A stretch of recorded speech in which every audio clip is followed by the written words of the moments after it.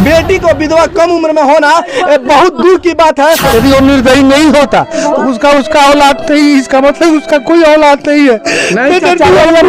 इकलौता पुत्र के साथ इस प्रकार से घटना हो जाती है तो कहीं ना कहीं बहुत दुख के साथ कहना पड़ रहा है। अगर सुनेंगे तो आपकी कलेजा ही जाएगी, इस परिवार को आकर देखेंगे तो आपके रोंगटे खड़ा हो जाएगी। नमस्कार, इस वक्त आजापुर प्रखंड के मूर्तिया पंचायत के मूर्तिया गांव में है और जिस पड़ोस के घर से एक दुल्हन की डोली आने वाली थी उसी पड़ोस के घर में यानी कहे तो एक मैंने उस शादी समारोह में एक लड़के यानी अनिल सिंह शामिल होते हैं और उनका सुबह में लाश बरामद होता है। हालांकि उस परिवार के लोगों से हम लोग मिल रहे हैं और सारी घटना आपको बताने वाले हैं।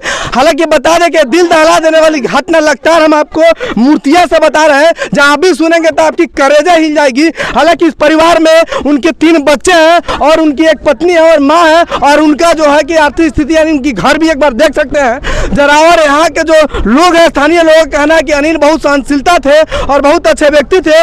मेरे साथ उनकी पत्नी है, उनकी माँ है, उनकी सास है, जानेंगे। लेकिन कहीं ना कहीं इंसानियत को शर्मसार की गई है जिस प्रकार से उनकी शरीर के बीच हिस्से से एक चाका निकल जाता है और सुबह जब लोग जाते हैं तो उनकी शव पड़ा रहता है। अगर शायद समय रहता उन्हें अस्पताल पहुंचाया जाता तो शायद इस घटना में उनकी जान नहीं जाती और परिवार के जो 3 बच्चे हैं अनाथ भी नहीं होते। कम उम्र में विधवा हो गई और कहीं ना कहीं बहुत बड़ी दुख भरी कहानी है। अच्छा, अनिल कब घर से गए थे कुछ बताइए। 7 बजे गए थे। बारात गए थे, पड़ोसी की बारात। उनके पास मोबाइल था, कब फोन किए थे कि नहीं वापस? मोबाइल पर फोन किए थे। क्या बोले थे? हमारा बाबू का रात में आएंगे। यानी आखिरी समय किस समय बात हुई थी? 9 बजे। 9 बजे यानी 9 बजे बात हुई थी। लगभग 10 बजे वो रिटर्न आ गए थे। किस चीज से गए थे बारात में? पैदल गए थे। हमार बाबू स्कॉर्पियो से आवता नहीं रे दादा। हमार बाबू कहाँ से स्कॉर्पियो से आवता नहीं हो मम्मी। हम कहीं हमार यानी अपने उनका ससुराल उधर है दादा। हमार बाबू हमरा से फोन कैले बड़े रे दादा।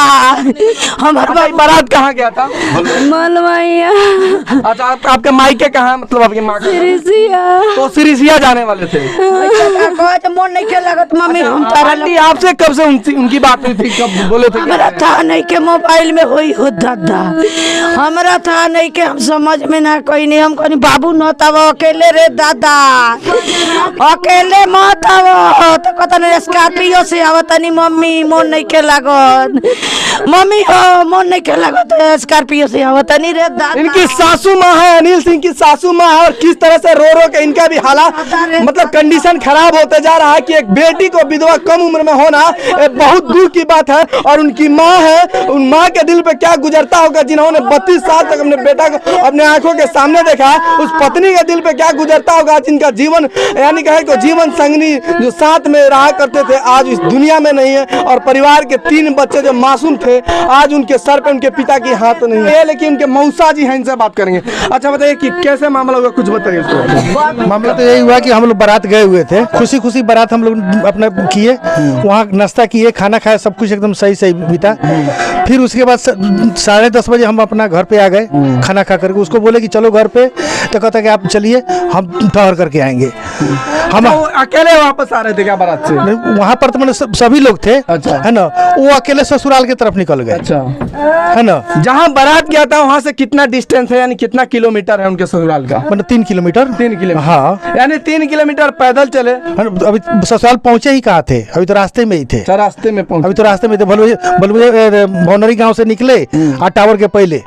यानी आप सभी लोग रात तो वापस आ गए थे घर? हम लोग रात को वापस आ गए थे।